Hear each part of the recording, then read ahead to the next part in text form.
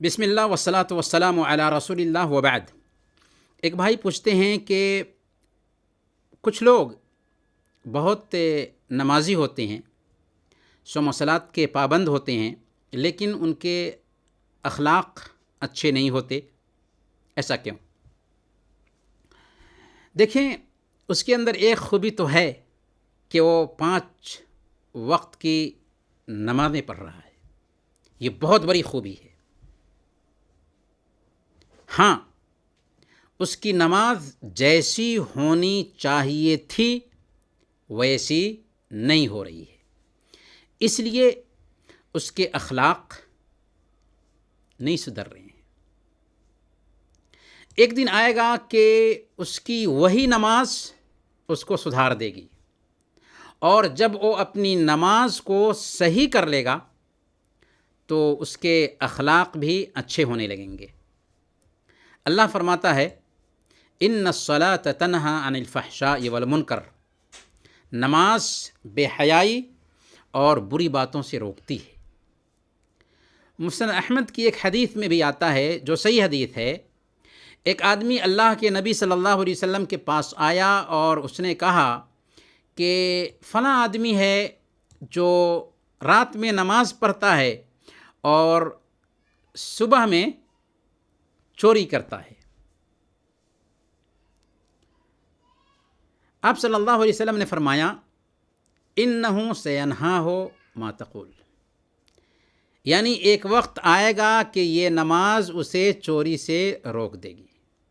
جی ہاں، کم سے کم ایک بندہ جو نماز ادا کر رہا ہے، نماز عجیب طریقے سے ایک انسان کے کردار کو سنبھالتی ہے، لیکن نماز کے ذریعہ ایک انسان کے اخلاق کب سدھریں گے؟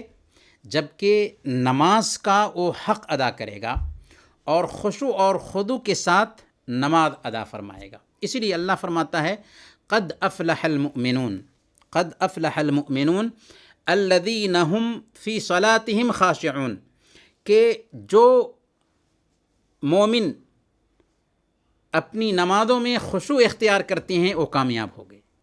تو جو آدمی نماز کے ارکان، اس کی شرطوں، اس کے واجبات کو سامنے رکھتے ہوئے نمازوں کی ادائیگی کرتا ہے، اس کا دل پاک صاف ہو جاتا ہے، اس کے ایمان میں اضافہ ہوتا ہے، اس کے اندر خیر کی رغبت پیدا ہوتی ہے، برائی سے دوری پیدا ہوتی ہے، اور اس طریقے سے اس کے اخلاق سدھرنے لگتے ہیں۔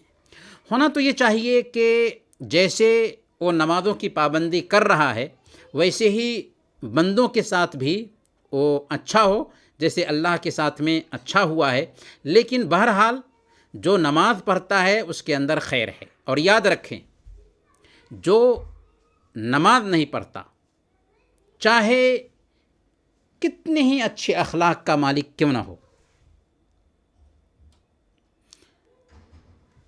وہ اخلاق اس کا کچھ بھی اس کو فائدہ نہیں پہنچا سکتے۔ لیکن جو بندہ نمازی ہے، ایک وقت آئے گا کہ اس کی نماز اس کے کردار کو سنبھالے گی۔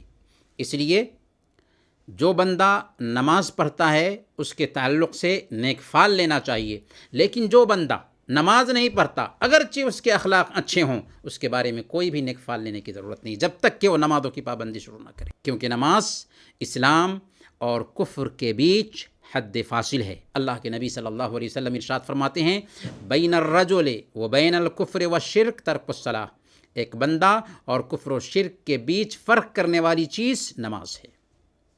العہد الذی بیننا و بینہم الصلاۃ فمن ترکہا فقد کفر، ہمارے اور ان کے بیچ جو معاہدہ ہے، ایگریمنٹ ہے، نماز کا ہے، جس نے نماز کو ترک کیا وہ کافر ہو گیا۔ تو نماز کو جو ترک کرتا ہے اس کے اندر کوئی خیر ہی نہیں ہے۔